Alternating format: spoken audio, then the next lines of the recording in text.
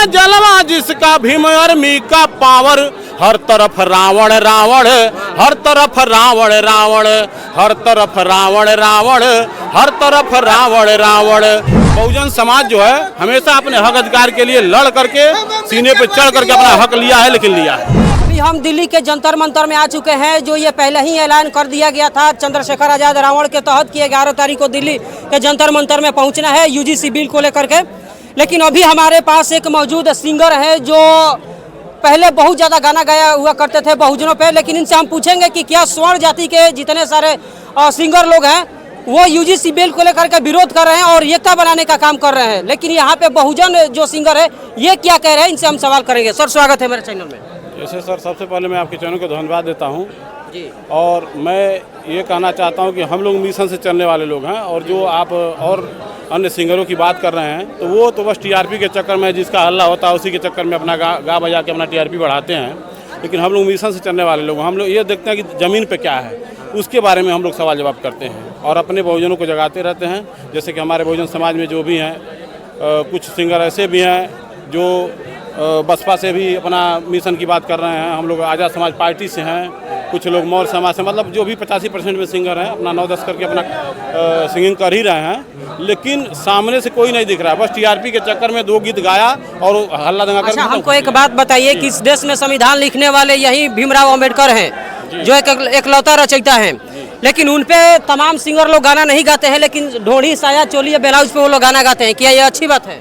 नहीं सर, ये तो मान लीजिए अब उन्हीं से सवाल जवाब आप कर सकते हैं। हम तो यही जानते हैं कि बाबा साहब ने अपने समाज को जगाने के लिए अपने 4-4 बच्चों की कुर्बानियाँ दी हैं, और जो ज़मीन पे अगर अपने पूर्वजों की असलियत नहीं छोड़ा, इतिहास नहीं छोड़ा, उसका कलाकारी और उसका कोई भी मतलब व्यवस्था सही नहीं है।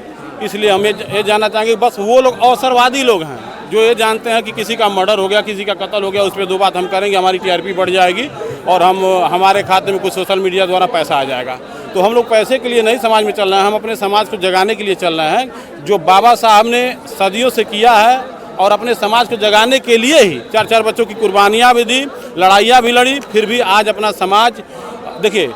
अब महापुरुष तो हर वर्ग में हुए, 85% में मान लीजिए यादव समाज हुआ, चाहे मौर्य समाज हुआ, लेकिन बाबा साहब दलित समाज से उनकी चर्चा क्यों होती है?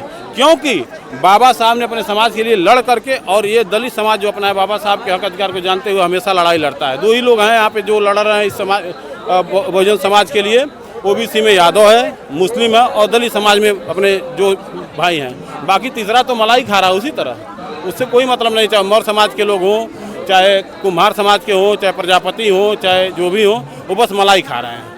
अच्छा, बहुजनों को केवल आवाज़ उठाने से क्या लगता है कि यूजीसी बिल पारित हो जाएगा, पास होगा? केवल एकलौता मुझे उम्मीद है कि चंद्रशेखर आजाद रावण ही ऐसा देश में वो नेता हैं जिनका हमेशा खुलेआम लोग विरोध भी करते हैं कि ये रावण कहाँ से दूसरा पैदा हो गया, इस तरीके का रावण को इस देश से खत्म करो, क्योंकि यही सभी लोगों को कहीं ना कहीं धर्म में उलझा करके रखा है। अरे सर, ये तो बस एक देखिए कहने सुनने की बातें हैं। पैदा तो सदियों से महापुरुष होते रहे हैं इस धरती पे। भारत भूमि ऐसी है कि यहाँ पे हमेशा क्रांतिकारी साथी भी, जैसे भगत सिंह आज़ाद हो गए, राजगुरु सुखदेव हो गए, सब लोग तो आज क्रांतिकारी साथियों के चलते इस देश को आज़ाद कराएगा ना।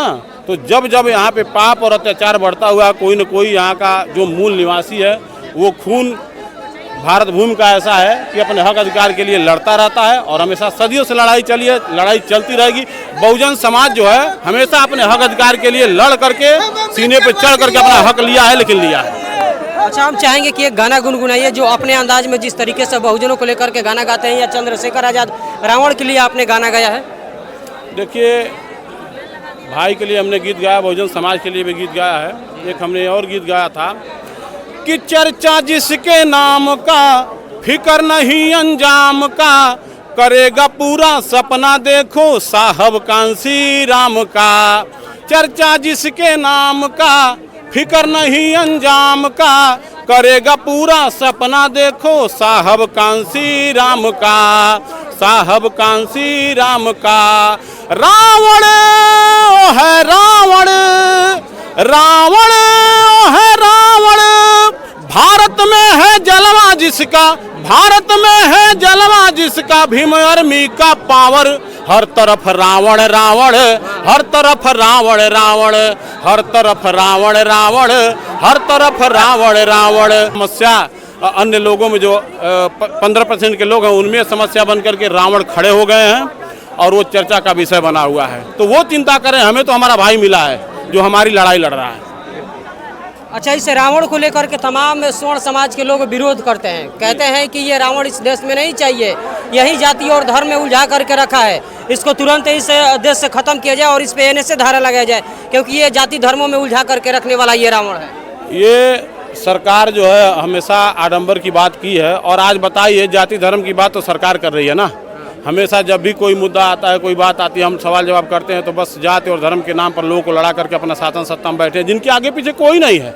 आप बताइए कि जिनके आगे पीछे कोई नहीं है, उनको बस उनकी प्यारी कुर्सी है, कुर्सी उनको चाहिए, चाहे कोई मरे जले या तो चाहे बम फेंकवाना पड़े और चाहे किसी की हत्या करानी पड़े। उनका मरने वाला कौन है? इस भीड़ में कोई है उनका मरने वाला? इस भीड़ में कोई उनका मरने वाला है। लेकिन अगर फायदा है तो कोई भी मरे, उससे मतलब कुर्सी हमारी बची रहनी चाहिए। अगर कुर्सी नहीं रहेगी तो हमें कौन पूछेगा?